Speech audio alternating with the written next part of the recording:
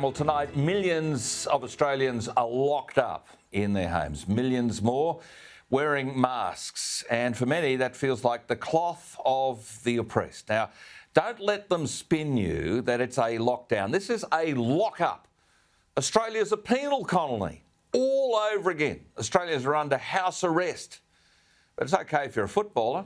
Doesn't matter the code, because we all know you're gods if you're a footballer. You can't get the Rona. These football gods, they're privileged, aren't they? They're immune, it seems, from corona. Carry a football, lace it up, you're safe. It's great because, they're all playing. They're staying at luxury resorts here in southeast Queensland. They're awaiting their next restaurant meal, maybe their post-workout swim, their next game. After all, while we're all sitting at home with the almost hourly, non-stop Rona soap opera playing every day, we need a distraction, don't we? The spin, the big scare, it's going to sort of worn us down to the shells of our former selves. People with ambition are feeling somewhat less than ambitious. There are many right now in Australia who just don't trust our leaders. They're actually sick of hearing from them. It's causing plenty of us to just tune out, or at least, well, we have the footy to watch. I mean, we can't just simply watch the spin-induced panic and crisis porn on our televisions designed to get us to take the jab in the arm for the country all day, every day. We're seeing government only interested in one disease, a virus called corona or COVID or Delta. There doesn't seem to be any other health issue that really matters. If anybody dies in Australia today, it must be coronavirus. Yet 450 people die in Australia every day from all sorts of things. But meanwhile, back to the footballing world, the world of the gods. It's too bad for we everyday mortals. We've been punted, plenty of people have been punted from resorts to make way for the plane loads of the players and the hangers-on, and soon their families. They were waved through while everyone else is being shut out or locked in. The footy gods must have the resort rooms ahead of mere mortals who foolishly believed that planning weddings, planning family getaways, that they were important. Come on, it's the footy. And what about those pesky foster carers? There were 500 of them. They dared to dream that they could plan a getaway for each and every one of them to celebrate their effort they put on behalf of vulnerable kids. No. Out of the rooms, you're not as important as the football elites. After all, our elected and our unelected officials know that we need football to keep us happy. Look, it's a farce, isn't it?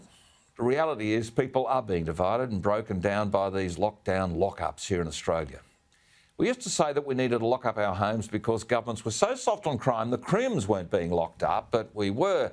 But this is much, much worse. We're watching small businesses, those mum and dad operations where they put everything on the line. They take out an extra mortgage. People I know in small business got 11 employees.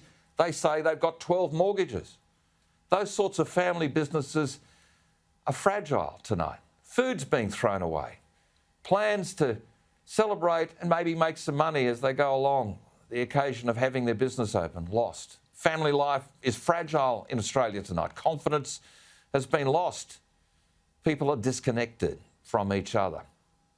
If you didn't know better, you'd know it was divide and conquer. We're being gutted by people that we actually elected to serve us. We now have to tell Big Brother everything we do, where and when. If we don't scan when we go in somewhere, they're going to come down on us hard. These lockups are fast-turning law-abiding Australians into renegades as people devise their own personal rebellion. Now, it starts like this. Some won't scan here, some won't scan there. Anything to have a go at the man, Big Brother.